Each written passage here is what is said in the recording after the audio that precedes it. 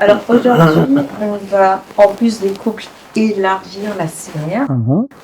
Et pour introduire le nouvel acteur, je vais te donner une citation qui dit que la famille est le point d'ancrage de notre monde.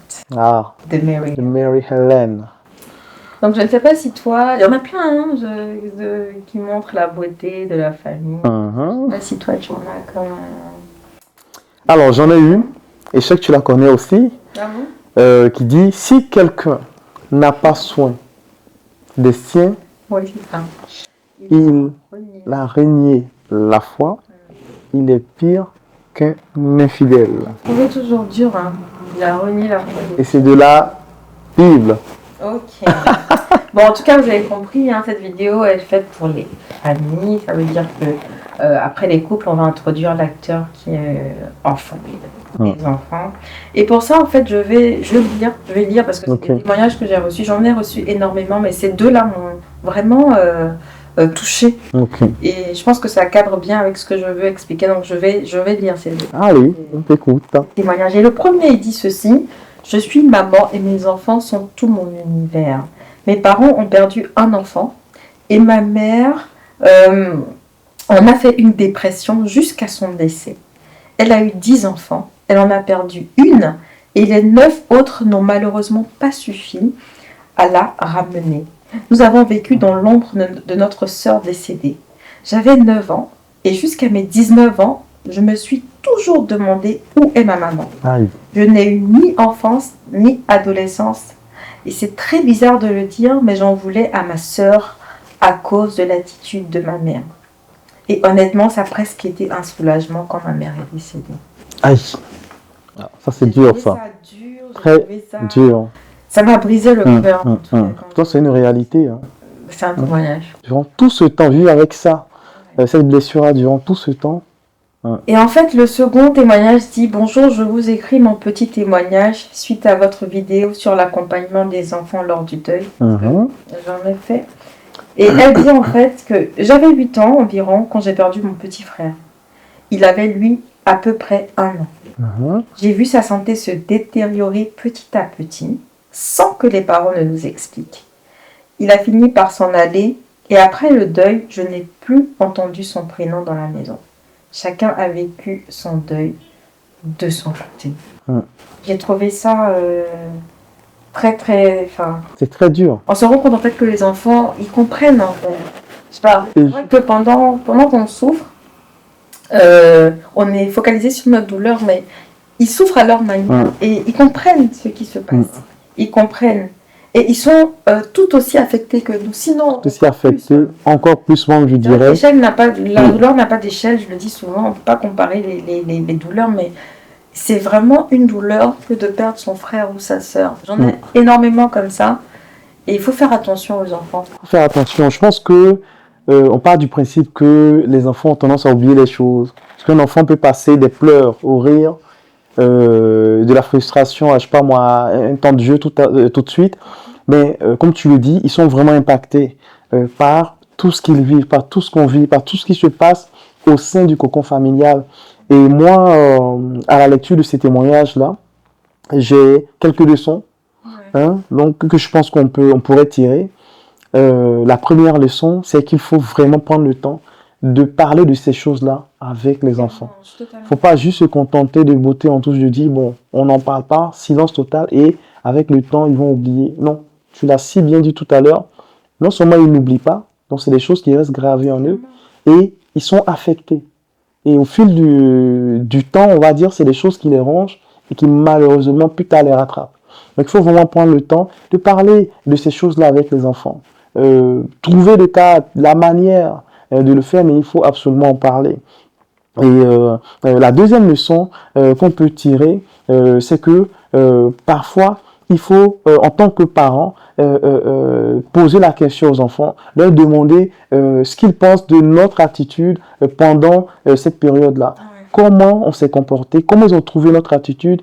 Est-ce qu'on a été présent comme ils voulaient qu'on le soit? Est-ce qu'on a eu le bon geste? On a été le papa ou la maman qu'il voulait qu'on soit? Et si ce n'est pas le cas, simplement leur demander pardon.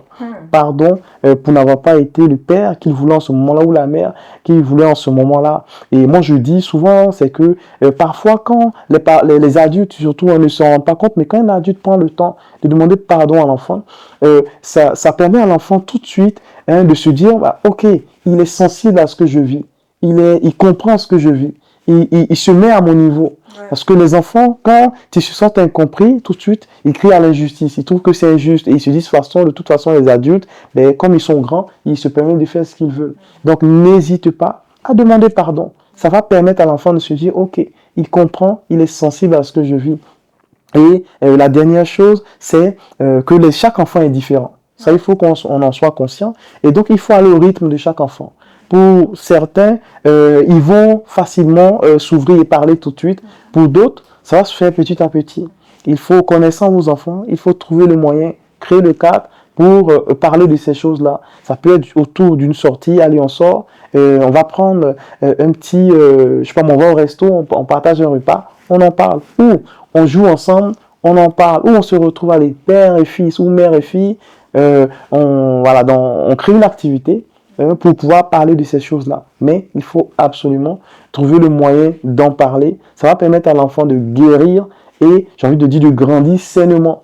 Et j'ai envie même de dire, et là je finirai sur ça, c'est que ça permet de créer une plateforme, on va dire, d'échange avec son enfant. Ça fera que cet enfant-là va avoir l'habitude plus tard, quand il a des choses à dire, de venir le dire à ses parents.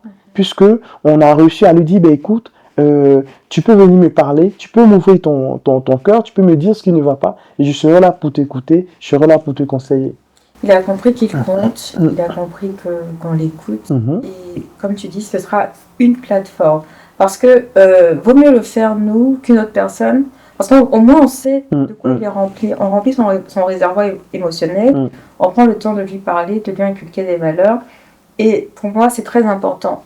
Quelque chose que je voulais rajouter, c'est de ne pas comparer, parce que tu as parlé des enfants, chacun est à son rythme, il ne faut pas les comparer.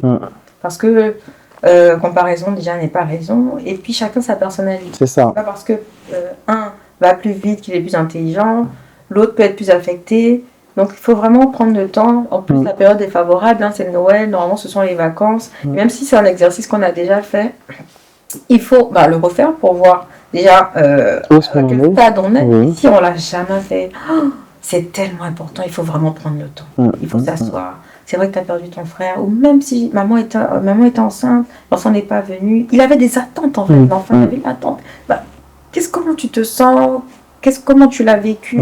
On sera surpris des réponses, franchement. C'est ça. Et là, on parle des enfants qui sont là, qui ont vécu le drame, qui ont su, qui étaient grands, petits. Mais il y a une autre catégorie d'enfants qu'il faut prendre en compte. Ce sont les enfants à naître.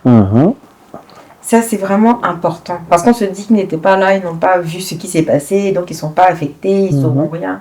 Ce qui n'est pas vrai. Pas totalement vrai. Alors, il y a deux cas de figure. On veut en parler, c'est-à-dire qu'on crée la plateforme, quand ils vont venir, avant que tu arrives, tu as eu un grand frère, tout ça. C'est une décision. Voilà. On prend la décision d'en parler, et puis on le fera en fonction de l'âge, en fonction de l'aisance, en fonction de plein de petits paramètres. Moi, c'est ce que je conseille, je ne suis pas trop pour les tabous, moi j'aimerais bien, je préfère. Mais encore une fois, il n'y a pas de bon ou de mauvais choix, on a des choix qu'on assume. C'est ça. Il n'y a pas de bon ou de mauvais choix. Donc, dans un premier temps, on en parle. C'est ça. Et dans un deuxième temps, il y a des parents qui ne veulent choisissent de ne pas en parler tout simplement. Encore une fois, c'est pas un mauvais choix, c'est juste, il faut vraiment assumer ce choix-là, parce que pour moi, quand on fait ce choix-là, je me pose deux questions. La première, c'est est-ce qu'on est sûr que personne à part nous va en parler à l'enfant? Parce que tu te rends compte, le cœur de l'enfant, il peut être affecté, surpris, trahi, de l'apprendre par quelqu'un d'autre. J'ai perdu un frère, et puis c'est quelqu'un au détour d'une conversation. Et toi-même, là, ton grand frère, c'est compliqué en fait, dans son cœur d'enfant. Donc, en tout cas, il faut vraiment faut être sûr de son coup. Là, il faut vraiment être sûr de son coup. Et encore une fois, quand on n'a pas envie d'en parler, comme on dit, hein, aussi vrai, par exemple, qu'on transmet son nez, sa bouche quand on est enceinte, ben, on transmet tout ce qui est invisible. C'est ça. J'ai envie de dire que c'est plus ça même Qu'on transmet en premier. Et est-ce que vous êtes guéri ou vous avez fait au minimum un travail? Parce que sinon, vous allez mettre au monde un enfant tout aussi brisé que vous et vous savez là, comme vous êtes en ce moment. Donc, quand vous ne voulez pas en parler, en tout cas, assurez-vous d'être guéri, assurez-vous d'avoir effacé toutes les traces. D'être restauré. Assurez-vous que vraiment personne à part vous ne vienne parler de ça. Et bon, je ne sais pas si c'est faisable, mais en tout cas, c'est un choix qu'on assume. Tout à fait. En tout cas, prenez soin de ces enfants-là, parce que la plupart du temps, tous les mots prennent oui, tout ce que les personnes adultes, on va dire, manifestent plus tard, expriment plus tard, comme tu dis, ça vient de l'enfance. Ça vient des choses qui ont été enfouies et qui n'ont pas été traitées et qui finalement leur pourrit la vie plus tard. Quoi. Voilà. Et puis pour finir, j'ai un peu parlé du jeu de cartes qu'on a mis en place pour les couples, famille et personnes seules, vraiment pour aider en tout cas à traverser ce moment de deuil-là. C'est une manière de mettre les mots sur tout ce qu'on a et puis de pouvoir en tout cas essayer d'aller mieux. Donc c'est une manière, c'est un outil. Voilà, c'est un outil comme voilà, et comme je l'ai dit dans la vidéo précédente, ça permet de jouer. On se fixe des challenges, on traite les sujets, mais dans une ambiance plutôt, on va dire, très conviviale. Voilà. On essaie d'en parler simplement et aisément. Alors, en tout cas, on vous attend, comme dans toutes les autres vidéos, en commentaire, pour discuter avec vous, voir ce que vous avez aimé, ce qu'on peut avoir comme autre point, si vous voulez qu'on approfondisse. Et puis, n'hésitez pas en tout cas à nous contacter. Voilà, n'hésitez pas.